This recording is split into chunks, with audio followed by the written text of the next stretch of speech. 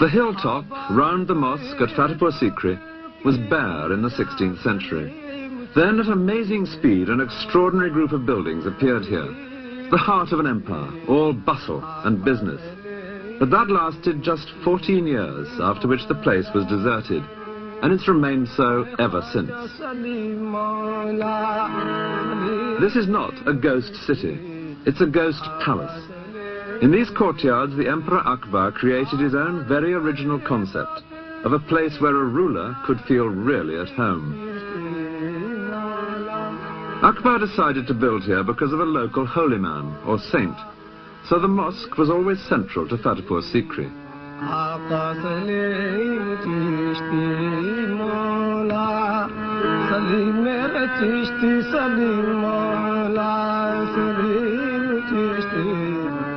The saint died soon after the building work began, but then a saint's tomb, properly tended, can be almost as propitious as the saint himself.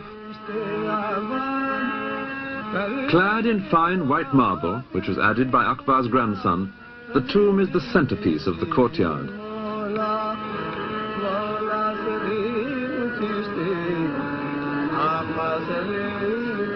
A daily custom in the shrine, out of sight behind the carved marble screens, reveals precisely why Fatehpur Sikri was built. Women tie threads to the screen. Each is a wish for a child, a reminder that when Akbar came here without an heir, the saint told him he would have 3 boys, and when he did, the builders were called in. Akbar chose a Hindu style of architecture, and no doubt most of his labourers were Hindus too. Certainly the women.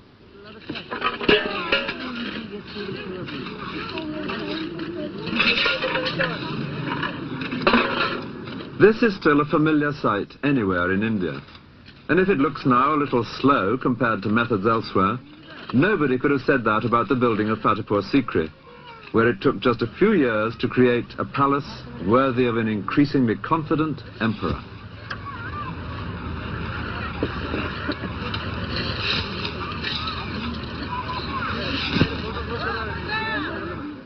This was the area over which Akbar, at the age of 13, had inherited very shaky control. And this was the stable empire which he in his turn would hand on some 50 years later. Delhi had been his father's capital. Agra would eventually become his own. So the saint's home at Fatehpur Sikri, in addition to being so propitious, was strategically placed at the heart of the empire. A visit to Fatehpur Sikri is the best way of discovering the kind of life that went on around a Mughal emperor. Yes, coming.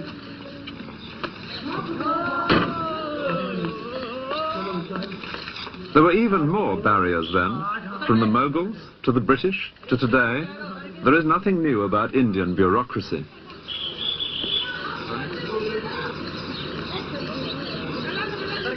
We take it for granted now that you can walk straight into any town. But in those days, the town gate was a real obstacle, always shut, for example, at night.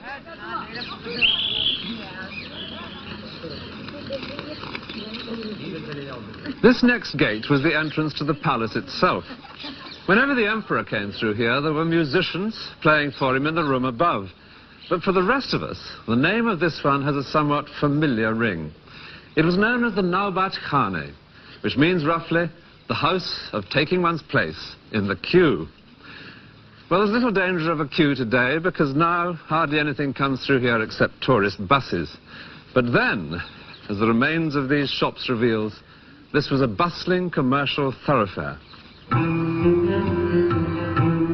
The traders can be seen in this painting, and beyond them the next gate. For Fatehpur Sikri was a series of concentric circles.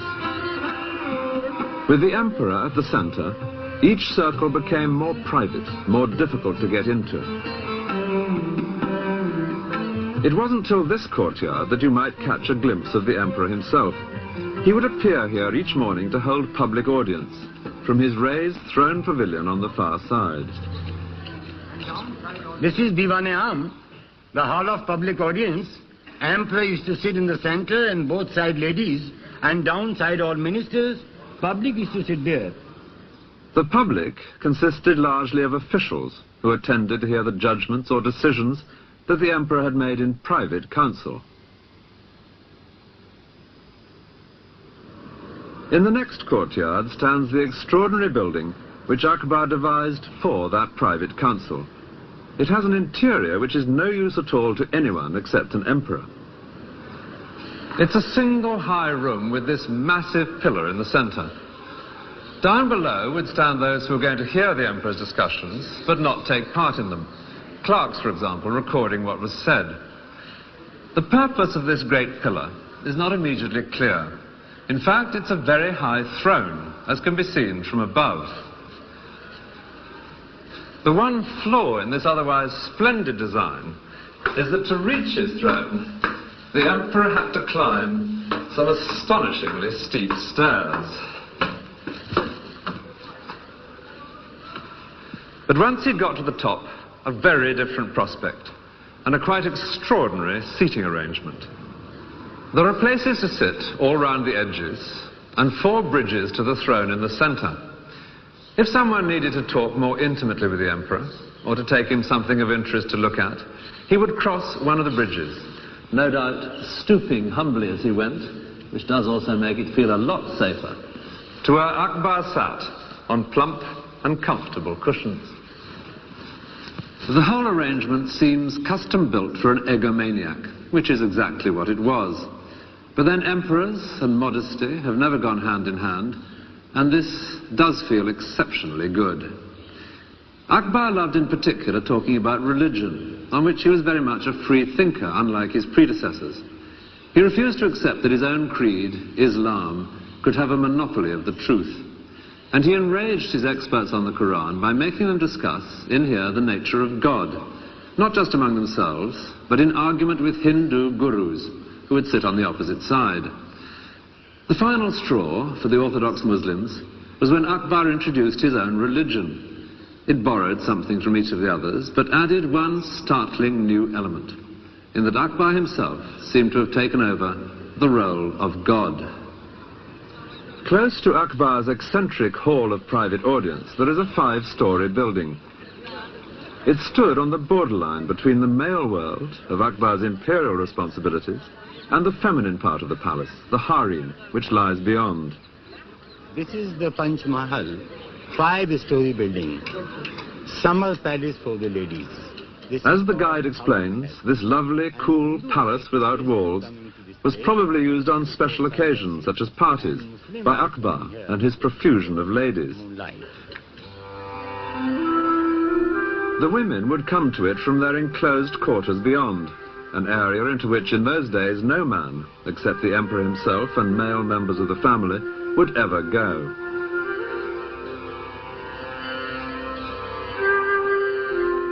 Akbar provided intricately carved surroundings for his harem, which included both Muslim and Hindu wives.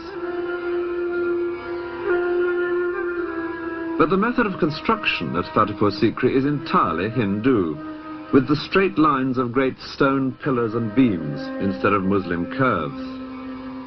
These rooms were lovely places to loll and chat in on a warm evening. If they look a bit stark now, it's because they're unfurnished. This is like viewing an empty flat, and as on that occasion, the trick is to imagine the missing items. Not just the girls themselves, but pretty things in the alcoves, cushions to recline among, and above all, carpets. An English visitor to India marveled at the rich display of carpets. All their bravery, he wrote, is upon their floors.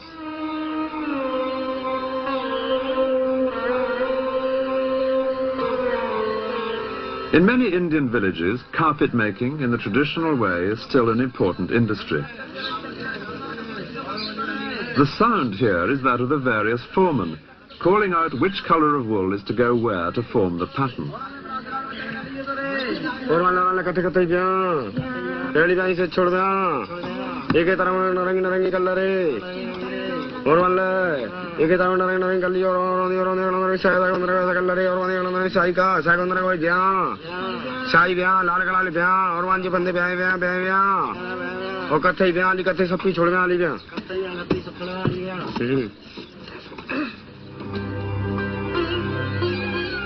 The daily life of Akbar's court is known to us in great detail thanks to one man, a fascinating character, a writer who became a close friend of the emperor. His name was Abul Fazl. In Fatehpur Sikri, at a discreet distance from the harem, is this house. It's believed to be the one in which Abul Fazl lived. He'd come to court in his early 20s, and his great intelligence, combined with an almost unlimited willingness to lay on flattery with a trowel, both of them qualities which endeared him to Akbar, meant that he soon became, in effect, the emperor's resident intellectual. The great task which Akbar entrusted to him was the recording for posterity of his life and possessions and achievements. And these 3 fat volumes are less than half of what Abul Fazl wrote. Indeed, in the printed version, his work amounts to some 4,000 pages. The greater part of that is his history of Akbar's reign. And this was a project organized with a thoroughness typical of the emperor. Orders were given that all his elderly relations and the oldest palace servants should write down everything they could remember about the past. As to the present, there were now to be 2 scribes on duty every minute of the day, noting down everything that happened. An Englishman visiting the Mughal court wrote that no part of the emperor's day goes unrecorded. No, not so much as his going to the necessary, or how often he lieth with his wives, and with whom, so that it may appear in the chronicles. Well, the chronicles were what Abul Fazl provided, and illustrating them became the most important task for Akbar's great studio of painters. In this house there lives a family of painters who have practiced their craft here for generations, for the most part producing images in the traditional styles of the past.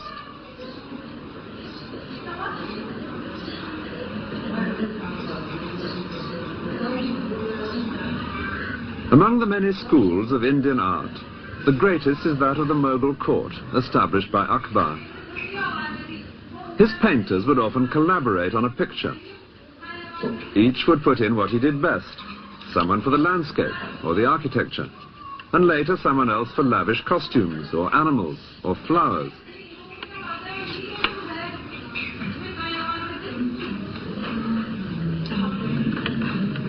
And always someone for the most skillful task of all, the faces. They had to be recognizable. What Akbar looked for in a painting was an accurate image of the life that he knew.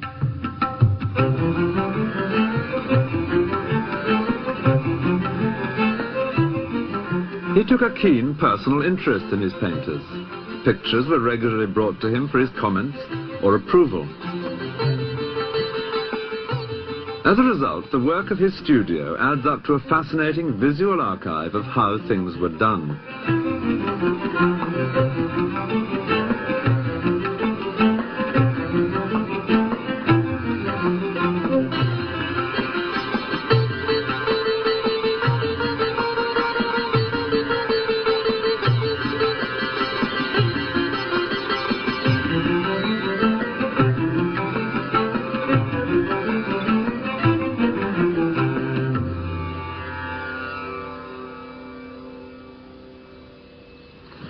In his great work, Abul Fazl also collected masses of dusty information about the empire and how it functioned.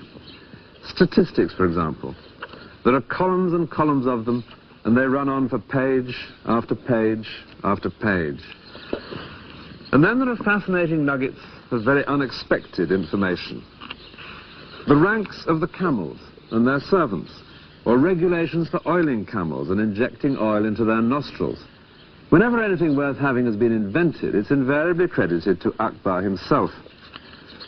Under the manner of cleaning guns, we learn that this used to be a most laborious task. But His Majesty, from his practical knowledge, has invented a wheel, by the motion of which 16 barrels may be cleaned in a very short time. The wheel is turned by a cow. And then there are fascinating details about Akbar's daily routine. we learned that he never drank anything but water from the Ganges, which was carried with him wherever he went. And he had the great luxury of ice arriving every day of the hot Indian summer in an endless succession of boats and carts from the distant Himalayas. He only had one meal a day, but the fuss that caused was phenomenal on its long journey from the kitchen. India's housewives still prepared dishes for their husbands to take to work in that splendid Indian invention, the tiffin can. But Akbar's dishes were sealed for a different reason, fear of poison. Before sealing, each was tasted by 3 officials.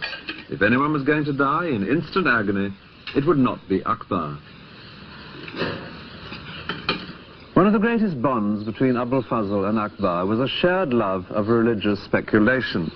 And Abul Fazl spends a great deal of space in this volume describing the beliefs of different religions. So both men were equally delighted when a third element was added to the discussions held here at Fatehpur Sikri between Muslims and Hindus. There arrived from Goa something entirely new, a couple of Jesuit missionaries. Christian engravings had already begun appearing in the elegant scrapbooks kept by Mughal courtiers, because the Portuguese had now been in Goa, on the west coast of India, for half a century. Distributing images of this kind was a part of missionary activity. The efforts of the missionaries did lead to some surprising juxtapositions. The companion for Jesus is Akbar's own son, Jahangir. Akbar's Muslim advisors were ordered by the emperor to engage in debate with the 2 visiting Christians. Akbar expected some sort of truth to emerge. Vain hope. The Jesuits pitched into the Muslims with such vehemence that the emperor himself had to take them aside to advise caution. Even so, they stayed for 3 years in Fatehpur Sikri, only leaving in despair when Akbar announced his own new religion. But at least they had provided some interesting new themes for Indian artists.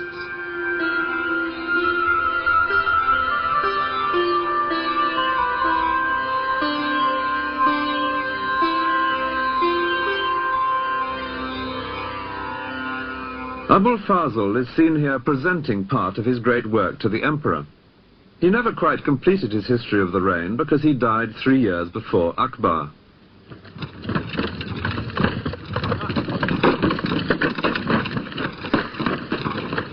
This romantic place, by the name of Orcha, 100 or more miles south of Fatehpur Sikri, was where Abul Fazl met a violent death. And how the free-thinking intellectual came to this improbable end at the hands of the man who ruled here requires some explanation. In what was essentially a military society, the only way of real progress to fame and fortune was by proving oneself in battle. So Abul Fazl used his influence with the emperor to be given military command, and soon he was in action. He seems to have revelled in skirmishes and sieges. Writing them up later, he invariably makes the most of his own involvement. Our brave warriors were nearly being defeated, he reports on one occasion, but the writer came up and the enemy was dispersed.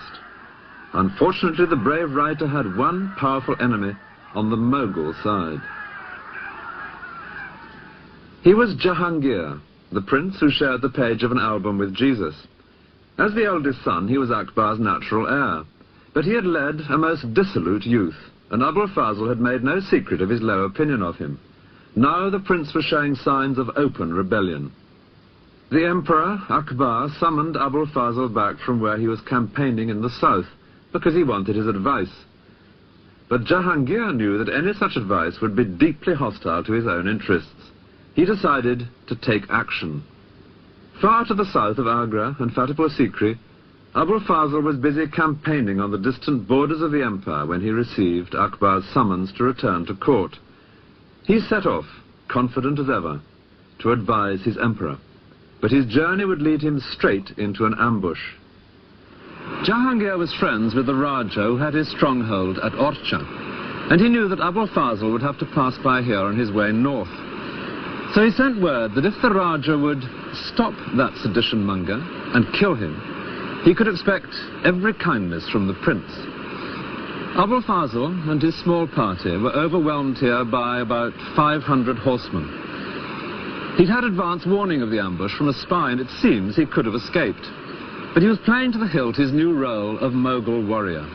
He fought to the death. As proofs that the deed was done, his head was sent to Jahangir. And tradition completes an unsavory tale by adding that the prince threw it into a latrine. I can't help identifying with the writer who'd worked so hard collecting facts to glorify the Mughal court. It was an unworthy end.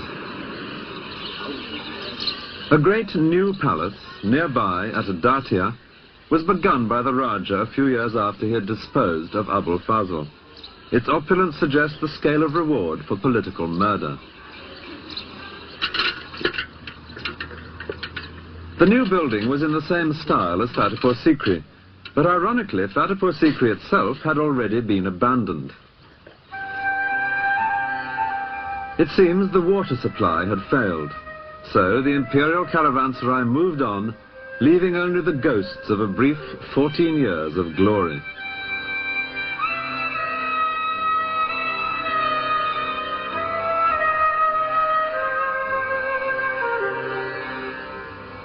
From 1584, Agra was where the emperor now once again made his headquarters, within the magnificent great sandstone walls which give the Red Fort its name.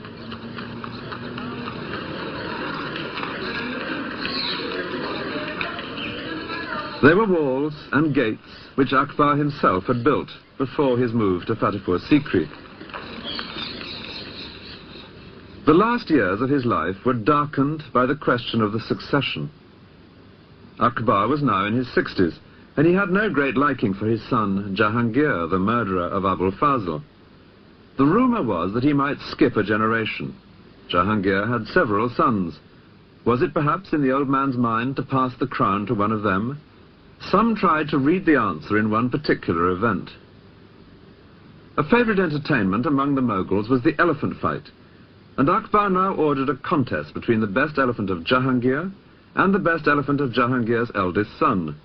Many believed the result would decide which of them should inherit the crown.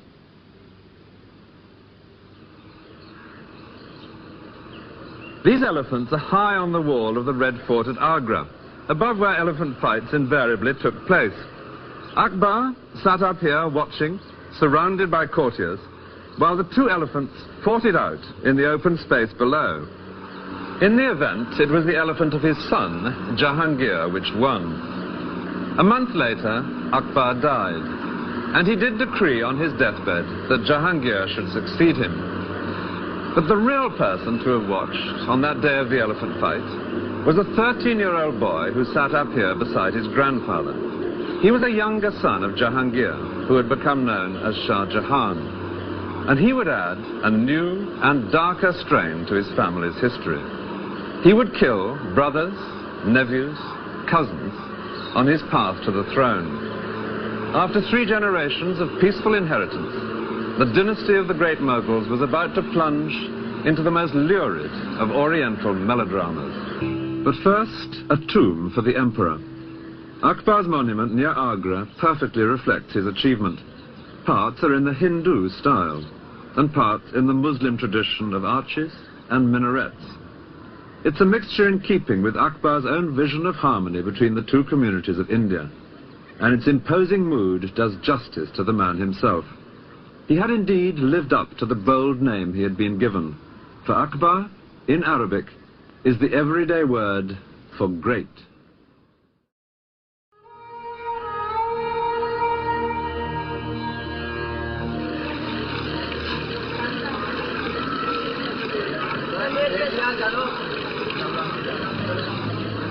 The lake of Pushkar in Rajasthan, one of the holiest places in India. Hindu pilgrims have been coming here for more than 1,500 years.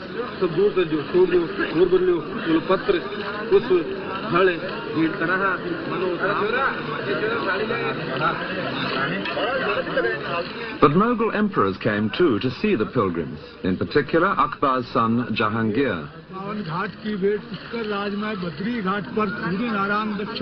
Jahangir loved to observe everything that went on in his empire, including the details of the various rituals.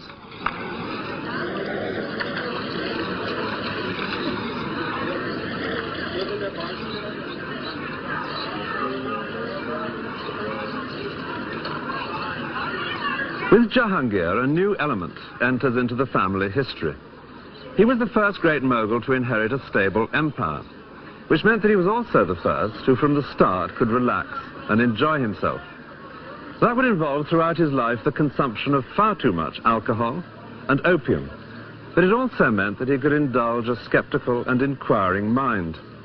When he came here to Pushkar one day in 1615, he was told, as no doubt every visitor was, that this holy lake was bottomless. Well, the tourist is supposed to reply, how fascinating. Not Jahangir. He called for a plumb line and sent men out in boats all over the lake. He was delighted to be able to prove that at no point was it more than 18 feet deep. But somewhere beneath these waters there are some pieces of broken stone which suggest a darker side to his character. He saw a Hindu idol which suddenly offended him. Imagine the consternation here when he had it smashed and thrown into the lake.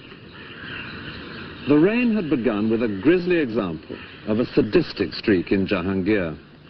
His eldest son mounted a feeble rebellion against him, and in Jahangir's reaction there was too much of macabre humor. His son's two closest accomplices were sewn up in the wet skins of a newly slaughtered ox and ass, complete with head and ears, and were then seated on donkeys to be paraded all day through the streets. It was a death sentence with a built-in element of gamble. The question was whether the heat of the sun would shrink the skins enough to suffocate the men. By the end of the day, one of the two was dead.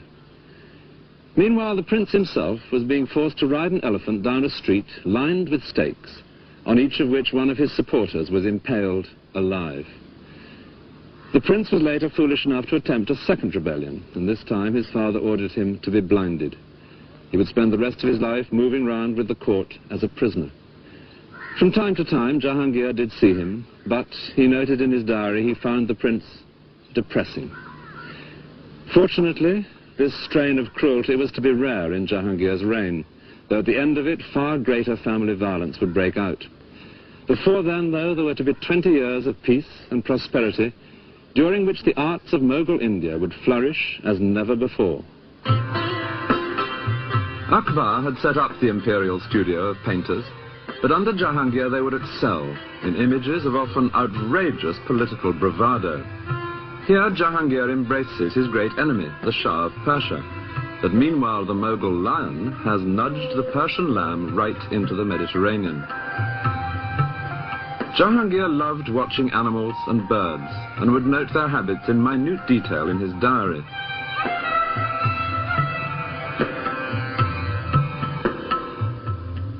But the diary is just as detailed about his own habits, recording with great precision his decline into alcoholism. From wine he turned to spirits and then to double distilled spirits. He was drinking 20 cups a day at one period with a dose of opium as well, and he was at no pains to conceal this alarming fact. Indeed, he even had himself shown with a wine cup on one of his coins, deeply shocking to the Muslim faithful. Life in Jahangir's empire is known to us in great detail, partly because it was now receiving much foreign attention. Ships from Portugal, Holland and Britain were sailing right round Africa to visit this land of fabled wealth.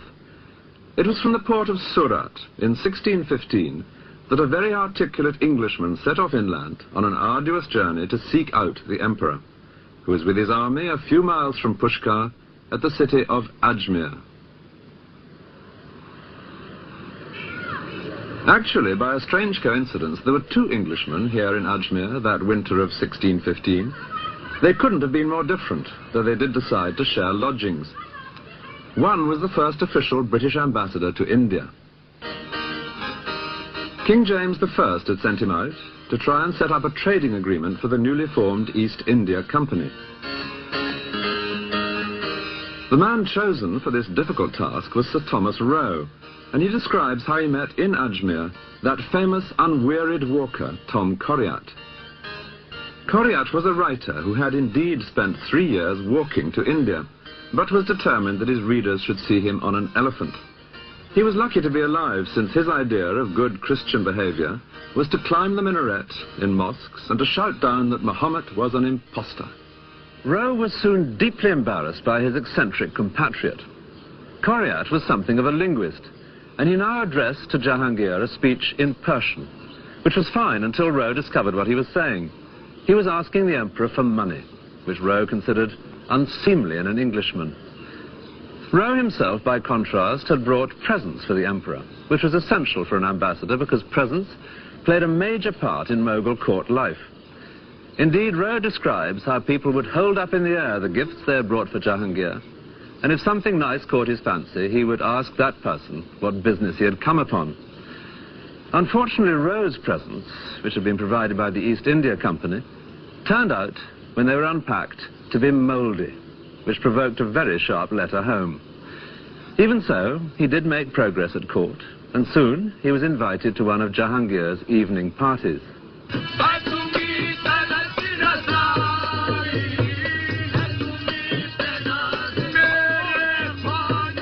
A guard at the entrance sniffed the breath of every guest in case he had been drinking, a somewhat hypocritical precaution, Roe considered. And indeed, serious discussion of British trade did turn out to be quite impossible. The emperor was, in Roe's words, too drowsy with the fumes of Bacchus.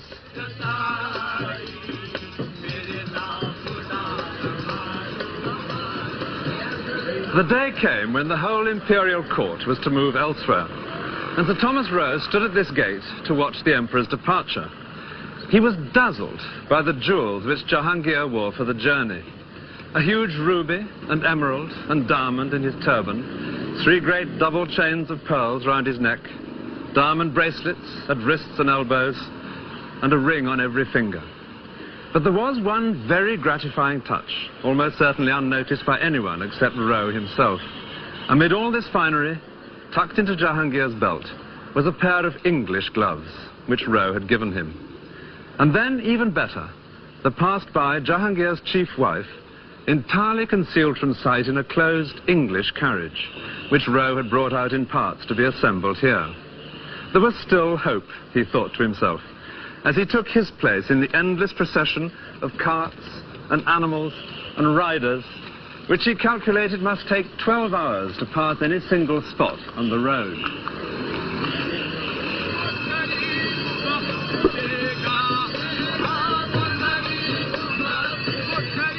The emperor's own travelling palace itself needed 600 animals to move it from one place to the next.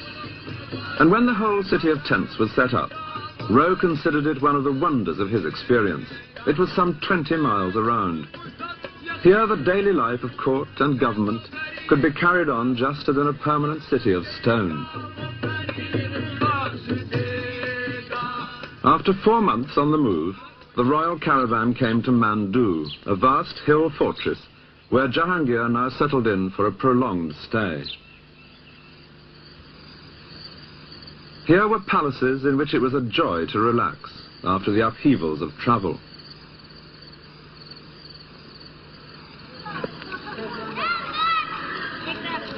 Mandu had been brought within the empire by Jahangir's father, but there had been Muslim rulers here long before the Mughals came to India. Jahangir was particularly impressed by the superb mosque which they had built in the 15th century. Today, in its corridor of arches, the sound is no longer that of prayers. It is the conversation of bats.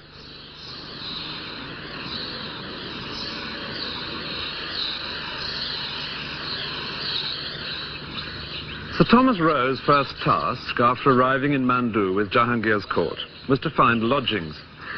He couldn't afford the comfortable places that were being snapped up by the rich courtiers, so he set off to look for something within his own means. And eventually, he came across a deserted mosque, which he thought might just do him. And this is believed to be the very one. It's not exactly lavish, but he would make the best of it. First of all, putting screens across the entrances to keep out intruders, and particularly some that bothered him at night. There were lions prowling about. I like to think of him safely barricaded in here with his dwindling stock of presents for important people piled high in an alcove. Now he could get on with the real work of an ambassador, joining in life at court, being seen at the best parties, always trying to get the ear of the emperor. One of the most important parties was on the emperor's birthday. Rome managed to get an invitation and so saw a central event, the weighing of a member of the royal family against gold and then against silver and jewels. The idea was that his weight in each of these valuable commodities would be distributed to the poor. Rowe doubted that the money would really be handed out, but conspicuous generosity was good for the imperial image, and by now the empire was prosperous.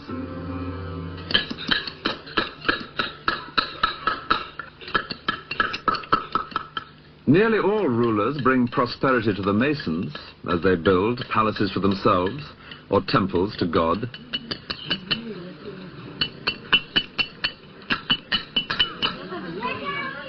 Rather fewer do anything for the peasants. But Jahangir's father had successfully adjusted their taxes and so encouraged them to bring more land into cultivation. Jahangir loved his wealth, but simple holy men, he liked to pretend, meant more to him than anyone else. The Western monarch being snubbed here by his place at the back of the queue is James I of England, undoubtedly done from a painting brought by Sir Thomas Roe. Maybe Roe also got himself invited to a famous party that summer at Mandu, when candles were floated on tiny boats, an idea suggested by the ladies of the harem. They would have watched unseen, hidden from the sight of the male guests.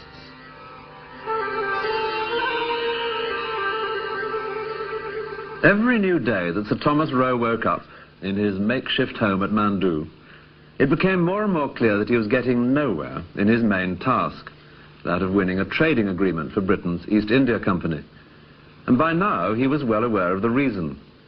He was often with the emperor, who seemed very friendly, but he was nowhere near the real seat of power. That lay, unseen, behind the throne, in the shape of a woman, famous in India's history. She was Jahangir's favorite wife, Noor Jahan. The many portraits of her are all imagined, since no painter would have been allowed to set eyes on the royal women. Nevertheless, she can literally be said to have ruled from within the harem. It's a common Western belief that veiled women, or those in purdah, are totally cut off from the world. But to see them today, seemingly separate in a modern street, is to get perhaps the wrong impression. There were certain advantages to being behind the veil, as explained by a woman who herself grew up in traditional purdah. Conducting business face-to-face is not necessarily advantageous to both parties. And I feel that the woman in purdah had a very special advantage because she was sitting inside, whereas the person she was dealing with, whether it was a businessman, whether it was a property seller, a landlord, whomsoever, was sitting outside. Now, he, of course, couldn't see her. And from his point of view, it was like what a modern telephone conversation is, so that you cannot observe the expressions or you cannot see what the other person is actually feeling.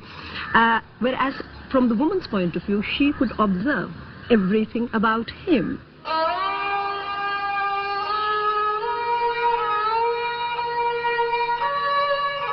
Behind every beautiful carved grille in a Mughal palace, there were attentive eyes and ears. Eunuchs would move in and out of the harem with messages and instructions. Some of the Mughal women even owned ships which traded overseas. So Jahangir's powerful wife, Noor Jahan, was not so much the exception as the best possible example of what could be achieved from behind the veil.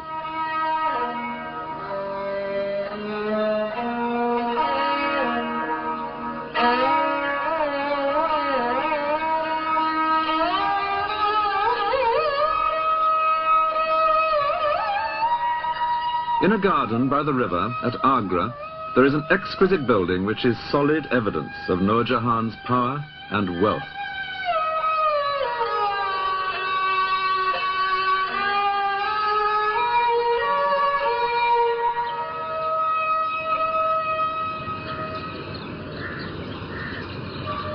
This is the tomb which she built for her father. It's like a perfectly jeweled casket, but done to a monumental scale in the most exacting of crafts. The inlay, in white marble, of intricately shaped and many-coloured stones, each set in so precisely that to the touch alone you could think it an unbroken surface.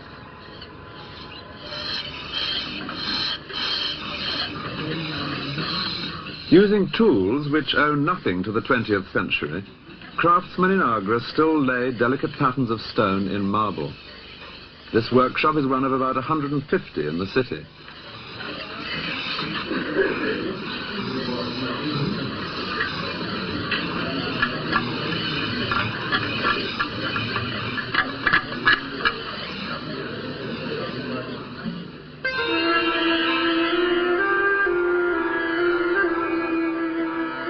The Taj Mahal, which at a distance looks pure white, is decorated all over with this kind of inlay on a massive scale. This is the tomb of Nur Jahan's niece.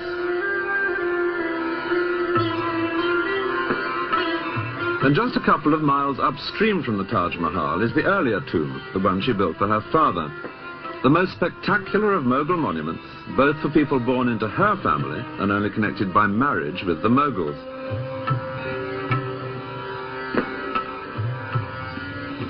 The way in which Nur Jahan's family had achieved this position makes a fascinating story. Her father, for whom she built this tomb, was an adventurer from Persia, who made such a name for himself that Jahangir appointed him chief minister.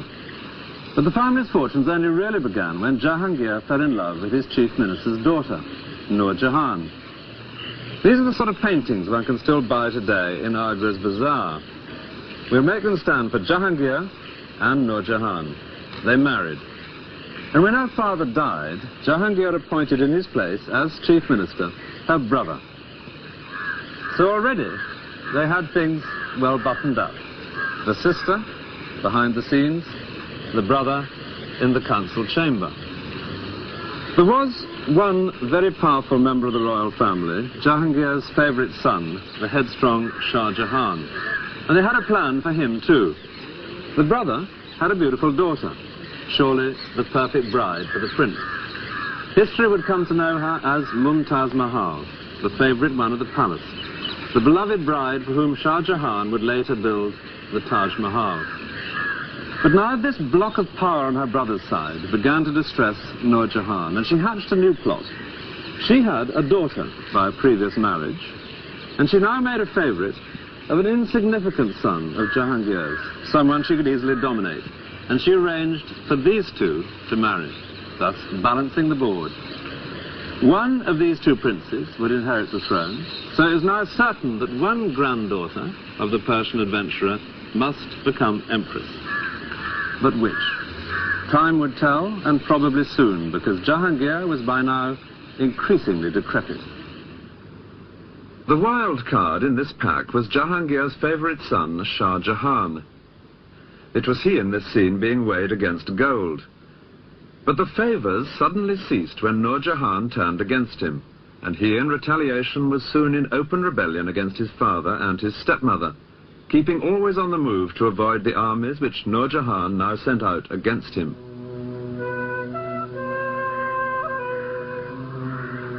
This lovely island in the lake at Udaipur is one place where he sheltered for a few months.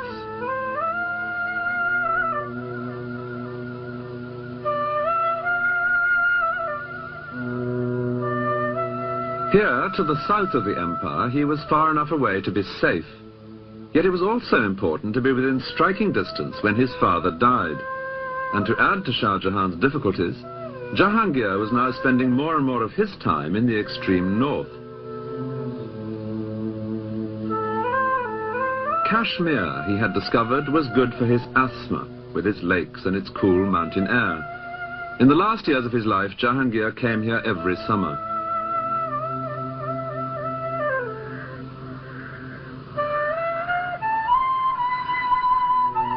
Here he could relax and forget the outrage of a rebellious favorite son.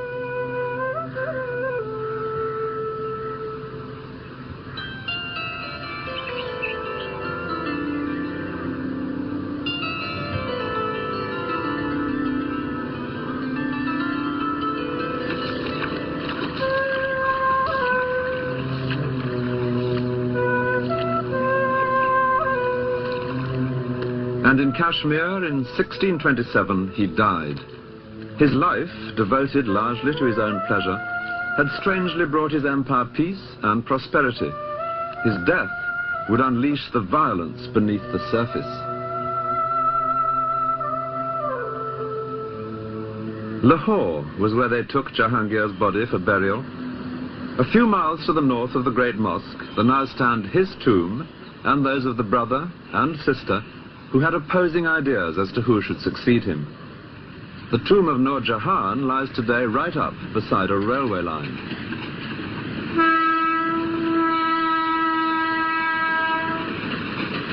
And it's a line which separates the losing from the winning side. Beyond the tracks is the tomb of her brother, Asaf Khan, and it is he who lies close to the tomb of Jahangir himself, for it was his side of the family which won in the fight for the succession. In this final struggle, Nur Jahan's position as a woman, ruling from inside the harem, did at last prove a crippling disadvantage. Her brother was able to rally the other noblemen at court, all of them soldiers like himself, to support his son-in-law, Shah Jahan. And he could seal his sister off in the harem, blocking her chain of command to the outside world. Shah Jahan himself was miles away, far to the south of Agra. But here in Lahore, Asaf Khan now declared him emperor. Eventually, a message of warm approval was received from Shah Jahan, and in it he said that it might be a wise precaution if his male relations were to be, in his delicate phrase, sent out of this world. Asaf Khan took the hint and killed not only the rival prince, Nur Jahan's son-in-law, but 2 nephews and 2 cousins of the new emperor. It was the first time there'd been murders within the imperial family. But Shah Jahan's cruel example is to be often quoted and ruthlessly imitated by his descendants. Meanwhile, Nur Jahan herself was left unmolested, no doubt because everyone knew she was at last powerless and harmless. Shah Jahan gave her a handsome pension, and she busied herself with the second great tomb she had created.